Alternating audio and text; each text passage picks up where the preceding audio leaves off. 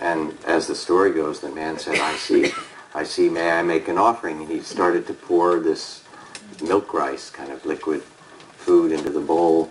But when he did, it hissed. There was tremendous steam.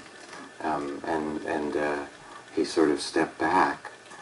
This is the way the story goes, and the Buddha then just walked on, thanked him and walked on. Now, why did it hiss? Anybody have an idea? Think mythologically for a moment, and literally both. Anybody? The blade was hot. Because it was hot. What was hot? The blade. The blade, exactly. That this is sort of the mythological language for saying if his begging bowl was plow.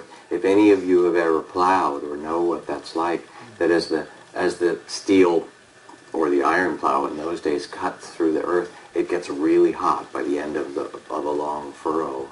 And so this was kind of the symbol that the Buddha had in fact plowed his field to nirvana, or whatever that particular fruit was. But you can hear in this very simple kind of poetic metaphor that faith is the seed. Mindfulness and compassion are the practices that are used, and from this, and composure is the rain, and so forth. From this, beautiful things occur. And this is really what we do in a certain way. We practice, whether it's through sitting meditation or the trainings in loving kindness, the training in mindfulness, the cultivation of integrity in words and deeds and so forth. We too plant the seeds that bring benefit into our own heart.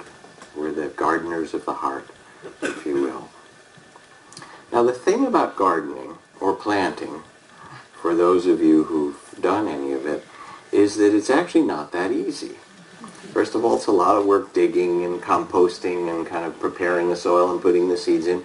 And then once you've done it, there are insects and there is drought, and there are different kinds of molds and fungus and mildew and, various animals that get into the garden, the deer and the rabbits and so forth. So you actually can't just plant that thing in the ground and sort of say, okay, all done.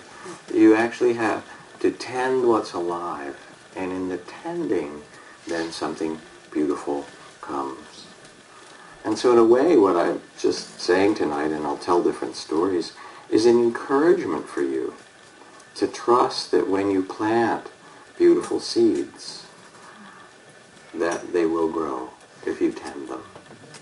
To trust that when you practice in meditation and when you practice mindfulness and practice loving kindness and cultivate a sense of presence in the body or an attention to feelings or an attention to one another, that it starts to change your life and you're able to live in the present in a more full and liberated way.